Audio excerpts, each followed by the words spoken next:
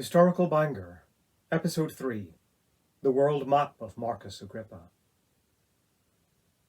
An image of the world for the city of Rome to observe.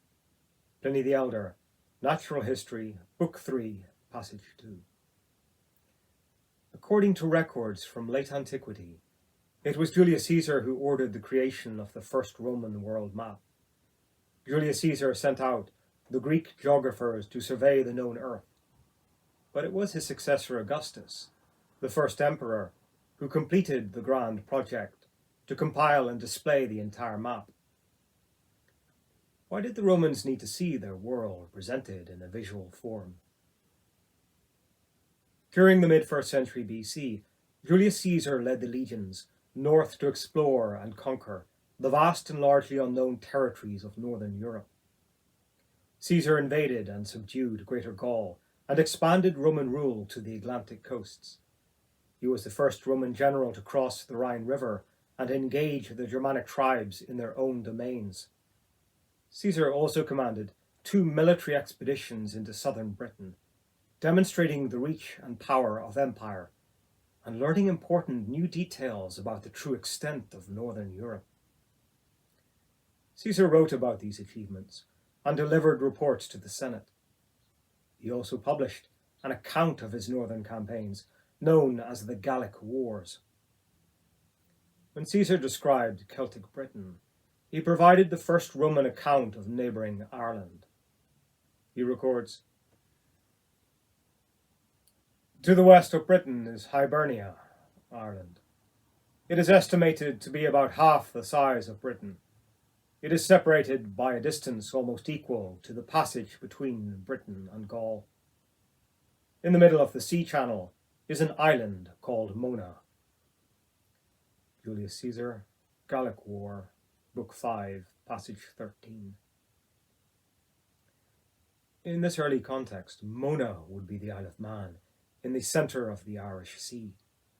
Caesar therefore confirms how easy it was for people to cross between these Celtic territories on the furthest Atlantic coasts. The Roman fleet was able to sail from Gaul to Britain in less than 8 hours, and Ireland was no greater distance than that from its western shores.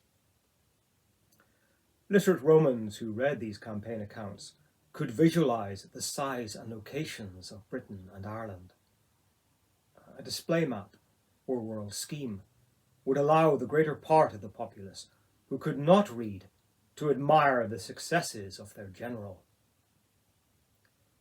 Caesar also dreamed of eastern conquests, to extend Roman rule beyond Persia to the edge of India. Plutarch describes the campaign they were expecting. Julius Caesar planned and prepared to make an expedition against the Parthians in Iran.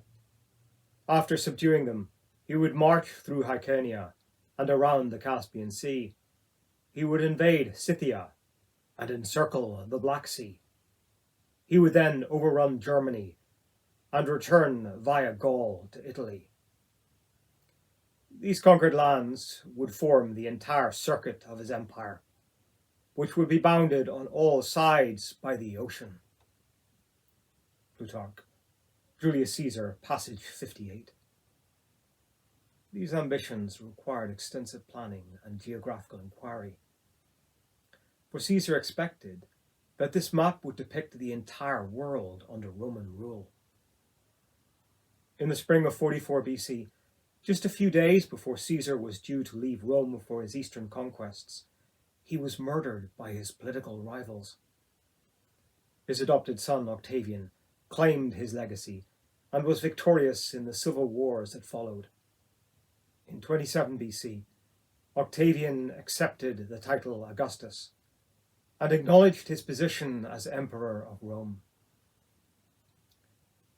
Augustus decided not to launch any Persian conquests or immediately reinvade Britain. Consequently, the world scheme envisioned by Julius Caesar was left only partly Roman. But Augustus decided to honour Caesar's legacy and complete the world map. In fact, he considered the project so important that he gave it to his most trusted military official, Marcus Agrippa. When Agrippa died, his sister, Vipsania Pola, took charge of the project and completed it to fulfill this family honour. The map project undertaken by Agrippa and his sister was no ordinary pictorial representation. It was displayed to the people of Rome as a spectacular mural that filled the entire wall of a grand colonnaded building known as the Porticus Vipsania in the political centre of the city. In this grand setting, the Roman public could gaze up at an image of the whole world and reflect upon the reach of their empire. Rome had not conquered this world, but Augustus had extended his political influence across its entire scope. Celtic chiefs from Britain came as supplicants to Rome. Iranian princes resided in the city as imperial hostages, and ambassadors from Indian kingdoms presented honours to Augustus. The map therefore represented the remarkable range and scope of Roman interests within and beyond the frontiers of the empire. It was therefore a proclamation of imperial influence and power. The final map seems to have been carved into a smooth marble surface to cover an entire wall. The image could well have been 30 feet high, dominating the view of bystanders with its impressive scope and scale. But despite its great size, the map possibly depicted only the most important cities and features that were known to Roman geographers. Usually ancient regions were defined by travel routes and long lists of itineraries that outlined distances between key locations. Consequently, long lists of provincial sites may have been displayed in panels next to the map. Maybe the map was left as a gleaming white marble edifice, but the Romans also coloured their stonework and statues with paints made from vibrant pigments. Agrippa's map could have been painted with rivers and seas appearing in copper oxidated blues or purple-hued indigo.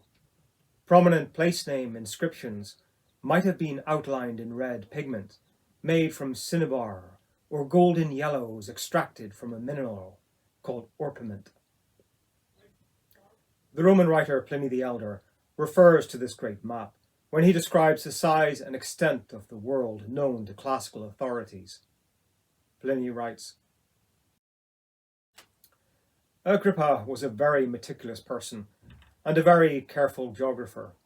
Nobody believed that he was mistaken in a survey of the world intended to be set before the populace in Rome.